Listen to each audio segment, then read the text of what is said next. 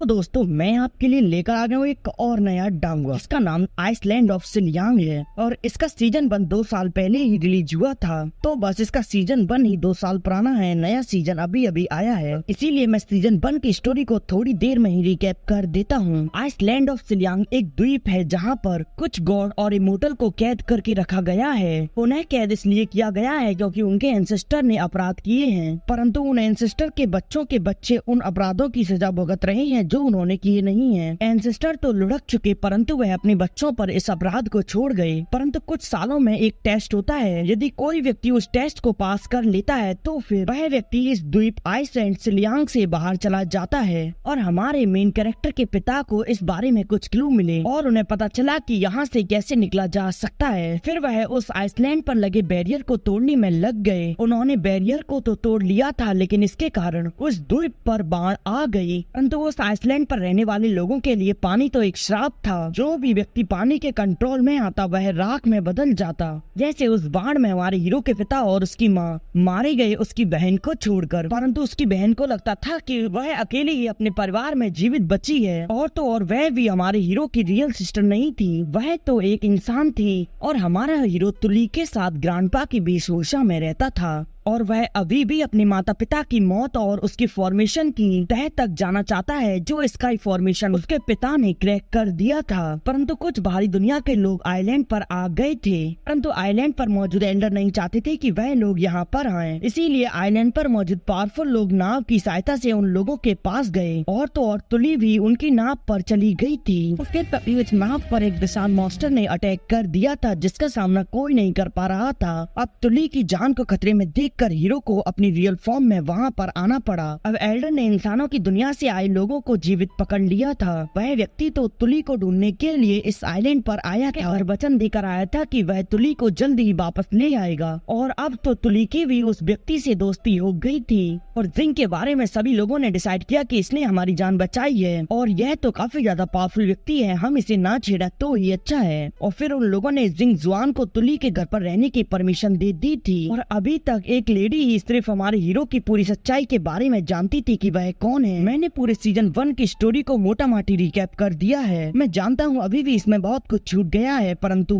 अब मैं इस एपिसोड को स्टार्ट करता हूँ। तो हम आइसलैंड ऑफ सिलियांग के एपिसोड 16 में हम देखते हैं अपना हीरो जिंग जुआन सो रहा होता है, परंतु तभी उसे एक भयानक सपना आता है और फिर वह जाग जाता है। वह कहता है कि मुझे ऐसे सपने क्यों आते रहते हैं, और फिर वह उठकर वापस से अपनी उन्हीं कागजों वाली दुनिया में चला जाता है। वह पेपर को पढ़ते हुए कहता है कि फॉर्मेशन बनाने के लिए जियोड्रामा और यूंगटियान ग्रास मिसिंग है। और फिर वह एक पेपर में देखता है जिसमें यूंगटियान ग्रास की इन्फॉर्मेशन लिखी होती है। इधर हम लिंगलोंग नाम के एक लड़के को देखते हैं जो कि काफी स्पीड से जा रहा होता है। तभी उसकी बहन उसे देख कर पूछती है कि तुम इतनी जल्दी में कहाँ जा रहे हो। लिंगलोंग कहता है कि मैं अपने दोस्तों के साथ कई दस्तों में होने वाले एक नजारे को देखने जा रहा हूँ। यह सुनकर लिंगलोंग आगे बढ़ जाती है और अब उसे उसके पिता रास्ते में मिलते हैं, जिन्हें वह प्रणाम करती है। उसके पिता उसे देखते हैं और कहते हैं कि तुम इधर आओ।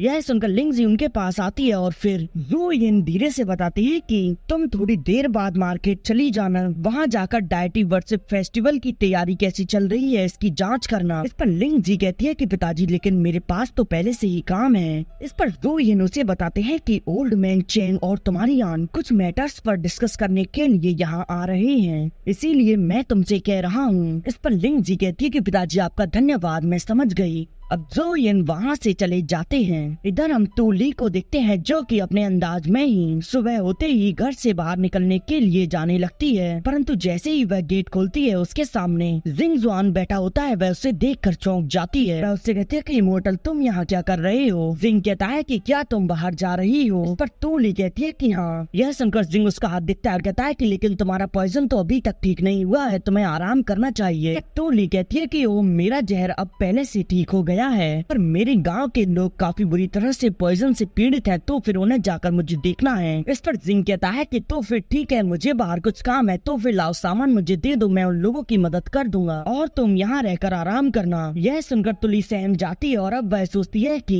पहले भी मैं 2 बार घायल हो गई हूँ, परंतु दवा खाकर आराम करने से मैं ठीक हो गई थी। तभी वहाँ कोई आ जाता है, परंतु उसका पैर लकड़ी पर रख जाता है जिससे की आवाज होती है। तो अब यह देखकर वह दोनों लोग पीछे मुड़ कर देखते हैं तो लिंगलोंग वहाँ होता है और उसके साथ ही अब वह बच्चे जिंग से रिक्वेस्ट करने लगती है कि ब्रदर जिंग, हमें कई दशकों में होने वाले फिनोमेना को देखना है, तो फिर कृपया आप इसमें हमारी मदद करें। वह उसके सामने हाथ पैर जोड़ने को भी तैयार होते हैं, परंतु मानो जिंग तो कठोर हृदय वाला हो, वह तो बिल्कुल भी नहीं पिघल रहा होता है और फिर वह खड़ा हो जाता है और फिर थोड़ी देर बाद कहता है कि ठीक है, मैं तुम्हारी मदद करने को तैयार हूँ, तो फिर आज का डिनर तुम्हारा यही होगा। यह सुनकर सभी बच्चे खुश हो जाते हैं और अब वह जल्दी से काम पर लग जाते हैं और तुली भी जिंग के इस डिसीजन से काफी ज्यादा खुश होती है। इधर वह बच्चे तो मस्ती करते हुए काम कर रहे होते हैं और अब थोड़ी ही देर में डिनर तैयार हो जाता है। अब उनमें से एक बच्चा कहता है कि मेरे मुंह में तो पानी आ रहा है, सच में मुझे तो अभी भूख लग गई। इधर हम लिंगजी को देखते हैं जो कि एक रूम के बाहर आती है। अब वह रूम के अंदर देखने लगती है, तभी रूम के बाहर खड़ी एक लेडी बताती है कि मिस जियाओजी आज बाहर गए हैं किसी काम से। इस पर लिंगजी कहती है कि ठीक है, लेकिन तुम उसकी दवाई के बारे में मत भूलना, उसे रात में खाना खाने के बाद दवाई भी खानी है। अब रात हो जाती है, हम देखते हैं कि सभी बच्चे काफी मजे से डिनर करने लगते हैं और तभी आसमान में काफी खूबसूरत नजारा दिखता है। तो लिंगलोंग से पूछती है कि लिंगलोंग, जियाओजी क्या ठीक है? लिंगलोंग कहता है कि हाँ, तुम उसकी चिंता मत करो, उसे वैसे भी घर के बगल वाले मैदान में रखा गया है, अगर वह समय पर दवा खाता रहेगा तो फिर वह ठीक रहेगा। यह सुनकर तुली कहती है कि तो फिर यह तो काफी अच्छी बात है। तभी एक बच्ची कहती है कि देखो आसमान कितना अच्छा लग रहा है और सभी बच्चे उस नजारे को देखने लगते हैं। उधर जिंग और तुली दोनों ही सोचते हैं कि अच्छा, तो उसे जू परिवार के रेजिडेंस में रखा गया है। अब काफी मजे करने के बाद बच्चों के माँ बाप वहाँ आते हैं और उन्हें अपने अपने घर ले जाते हैं। अब लिंगलोंग वहाँ अकेला बसता है। वह कहता है कि ब्रदर जी और सिस्टर ली, आपका बहुत बहुत धन्यवाद इस पार्टी के लिए, अब मैं जा रहा हूँ। इस पर तुली कहती है कि नहीं, अब अंधेरा हो गया है, तो फिर तुम इतनी रात में अकेले जंगल से नहीं जा सकते, चलो मैं तुम्हें छोड़ देती हूँ। यह कहकर वह खुश होते हुए उसकी तरफ बढ़ने लगती है और सोचती है कि इस बहाने मैं जियाओजी से मिल लूंगी और उससे अपने कुछ प्रश्नों का भी उत्तर पूछूंगी। तभी लिंगलोंग कहता है कि सिस्टर, बेहतर होगा कि आप मेरे घर कल आएं, तो ग्रैंडपा चेंग और आंट रोंग आने वाली हैं। वह मेरे घर पर कुछ इम्पोर्टेंट मैटर्स को डिस्कस करने वाले हैं। मुझे नहीं पता कि वह आज कितनी देर रात तक वहाँ रुकेंगे और अगर आप उनके सामने आ गई तो फिर गड़बड़ हो जाएगी।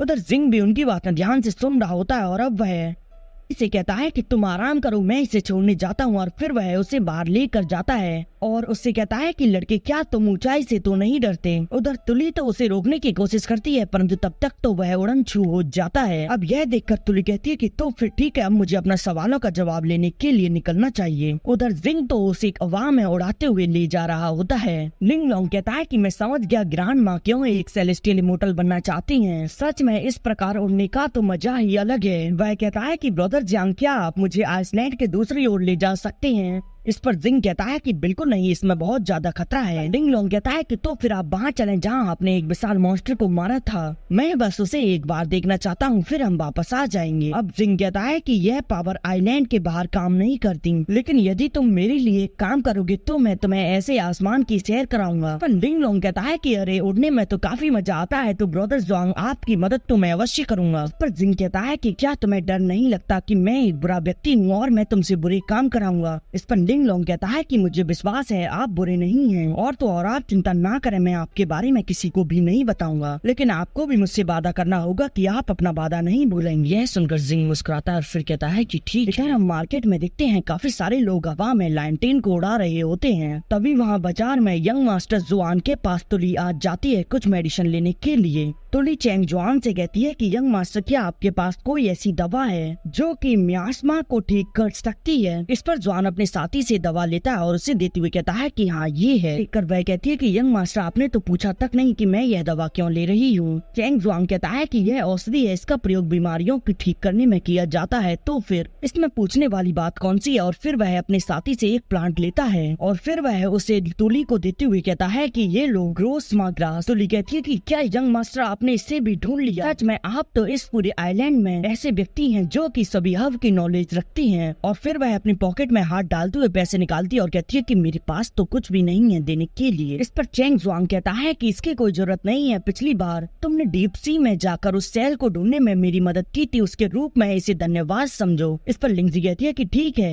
इधर हम जियाओजी को देखते हैं जिसकी काफी ज्यादा फिक्र दोनों लड़कियां कर रही होती हैं। वह बेचारा एक ह्यूमन होता है और वह पेड़ से एक भी फल नहीं तोड़ तोड़ पा रहा होता है और अब उसकी फूटी किस्मत जैसे ही वह उस पर जंप लगाता है उसकी लकड़ी उस पेड़ पर अटक जाती है और फिर वह थक हार के वहीं नीचे बैठ जाता है। और तभी वहाँ लिंग जी आती है और कहती है कि क्या आपने खाना नहीं खाया? यदि आपको खाना नहीं मिला तो आप मुझे बता देते। और बेचारा जियाओ जी उसे देखकर तो काफी ज्यादा कंफ्यूज होता है और उधर से तुली भी उन्हीं की ओर आ रही होती है। वह देखती है कि वह दोनों तो आमने सामने होते हैं। तुली की नजर तभी उस पेड़ पर लटकी लकड़ी पर पड़ती है जो कि सीधे जाकर जियाओ जी के सर पर गिरती है और अब जियाओ जी वहीं बेहोश हो जाता है। इधर हम अपने हीरो जिंग को देखते हैं जो कि चैंग पेंग परिवार में घुसने की कोशिश कर रहा होता है। अब हमें उस लेडी और जिंग के बीच की कॉन्वर्सेशन को बताया जाता है जिसमें वह लेडी कहती है कि चैंग फेंग वैली का रेजिडेंस चैंग फेंग घाटी में स्थित है। लेजेंड के अनुसार ancient artifact millions of year से इन जियानटियान के नीचे दबा हुआ है और क्योंकि चैंग परिवार के एंसेस्टर को पहले इस आइलैंड पर सील किया गया था तो फिर उन्होंने उसी आर्टिफैक्ट के ऊपर अपना रेजिडेंस बना लिया। उनके पीढ़ी दर पीढ़ी सोल्जर इसे गार्ड करते आए और हाउची नाम की हर्ब उस आर्टिफैक्ट के किनारों पर निकलती है जिसे चैंग फेंग परिवार के लोग काट देते हैं। वैसे तो यह ओरिजिनली रूप से स्पिरिट रियल्म की फ्लेम रिवर के ऊपर उगती है परंतु यहाँ यह हर्ब अपने आप को विकसित करने के लिए स्पिरिचुअल एनर्जी का उपयोग करती है। इस आर्टिफैक्ट के पास के एरिया में आते ही हमारी स्पिरिचुअल पावर भी काम करना बंद कर देती है, इसीलिए मैं तो वहाँ से वापस आ गई। मेरा मानना तो यह है कि यदि वहाँ कोई मिस्टीरियस एंटिटी है तो फिर वह उस अंडरग्राउंड आर्टिफैक्ट में फंसी हुई होगी। इधर हम जिंग जुआन को देखते हैं जो कि सोल्जर को चकमा देते हुए आगे बढ़ रहा होता है। अब वह नीचे पर्दा हटा कर देखता है कि नीचे सोल्जर है। तभी सोल्जर की नजर वहाँ पड़ती है परंतु इन्हें वहाँ कोई दिखाई नहीं देता और फिर वह एंट्रेंस के पास जाकर खड़े हो जाते हैं। इधर हम चैंग वेई नाम के व्यक्ति को देखते हैं जो कि वहीं से गुजर रहा होता है। तभी उसकी नजर पास खड़ी दो लेडी पर पड़ती है जो कि आपस में बातें कर रही होती हैं। जू परिवार तो अभी भी शादी के लिए राजी नहीं हुआ। उन्हें लगता है कि हमारे सेकंड यंग मास्टर उनकी लड़की के काबिल नहीं है परंतु अभी तभी वहाँ एक ब्लास्ट होता है और सभी सोल्जर की नजर उस पर जाती है और ऐसा मौका पाते ही हमारा हीरो जिंग वहाँ से गुजर जाता है। इधर तभी चैंग जुआन बाहर आता है और कहता है कि सॉरी एक्सपेरिमेंट करते समय मिस्टेक हो गई। इधर चैंग जुआन का चेहरा तो देखने लायक होता है। तभी वेई कहता है कि वह वहाँ खड़ी लेडी से कहता है कि चलो चलो आगे बढ़ो और तुम्हें फिर से ऐसी बकवास करते ना सुन लूं वरना मैं तुम्हारी पगार देना बंद कर दूंगा। इधर हम जू परिवार के मेंशन को देखते हैं जहाँ चैंग रोंग आए होते हैं। चैंग रोंग कहते हैं कि तुमने इन्वेस्टिगेशन की परंतु इन्वेस्टिगेशन में जो सब कुछ दिख रहा है उससे वह सब कुछ अलग है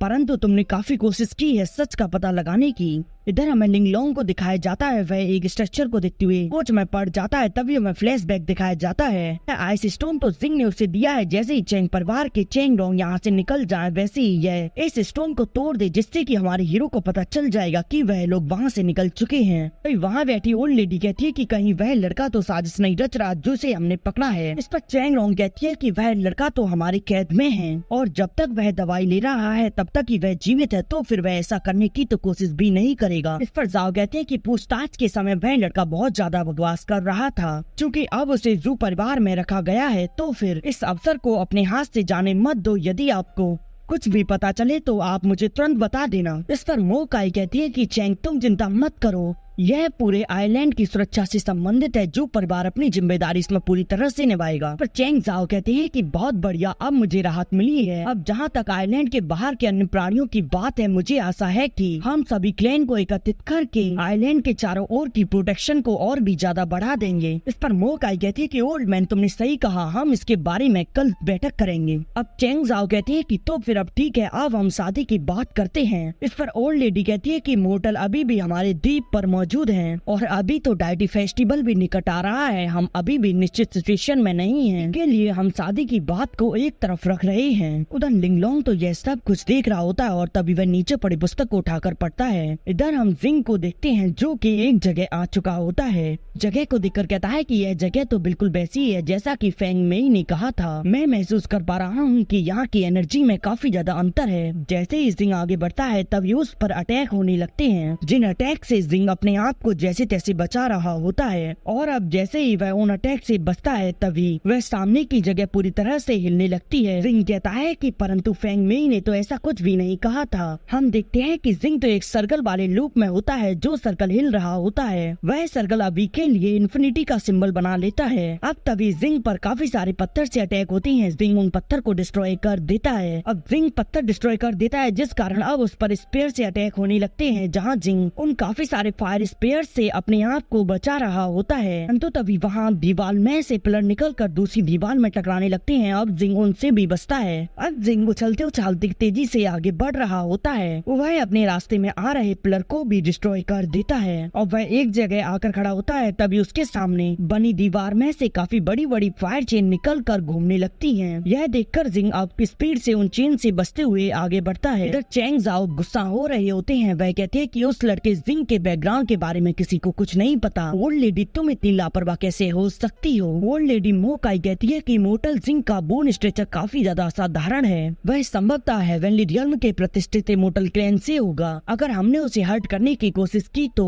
जब वह इमोर्टल वर्ल्ड में वापस लौट जाएगा तो फिर वह हमारे बारे में गलत बातें करेगा और वह हमारी शिकायत भी कर सकता है, जिससे कि पूरे आइलैंड को इसका सामना करना पड़ेगा। अब जाओ गुस्सा होती कहती है कि तुम शादी की बात को टाल रही हो और इन सब मामलों को भी हमसे इन्वेस्टिगेट नहीं कर पा रही हो और फिर भी तुम मेरी एक भी बात नहीं सुन रही क्या। जू परिवार अपने शिष्टाचार खो चुका है। अब मेरे यहाँ ठहरने पर धिक्कार है। और यह कहकर वह वहाँ से जाने लगता है। तभी चेंगडोंग खड़ी होती है और कहती है कि एल्डर आप चेंगडोंग की बात का बुरा ना माने। कार शादी अपने आप में एक मेजर इवेंट है, इसके लिए ही हम गंभीर रूप से यहाँ आए थे और आप तो इसके बारे में कोई भी बात नहीं कर रही। इधर लिंग लोंग आइस स्टोन को संभालते हुए कहता है कि अरे जाना है तो जाओ यार, सर क्यों खा रहे हो। और चेंगडोंग गुस्सा होती है कहती है कि हमने आपके सामने 2 प्रस्ताव रखे लेकिन आपने तो इन पर विचार ही नहीं किया और आप शादी के मामले में जवाब देने पर भी झिझक रहे हैं। अब वह वहाँ पर काफी ज्यादा भड़क जाती है। अब वह गुस्से में चेंग जाओ के साथ वहाँ से जाने लगती है, परंतु तभी जू इन रोकते हैं और कहते हैं कि एल्डर चेन और मिस रोंग आप शांत हो जाइए, हम शादी के मामले में बाद में इस पर चर्चा अवश्य करेंगे।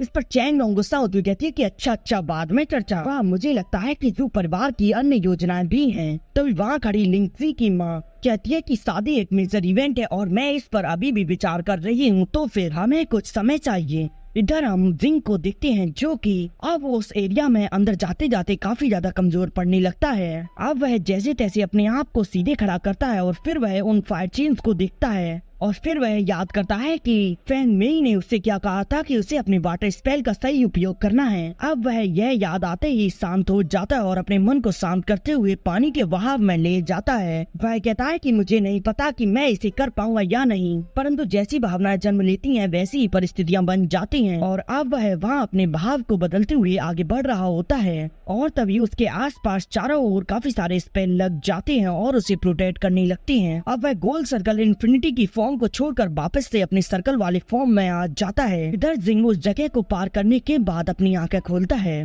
तो वह हैरान होता है। इसी के साथ ये एपिसोड यहीं एंड हो जाता है। नेक्स्ट एपिसोड भी जल्द ही आएगा।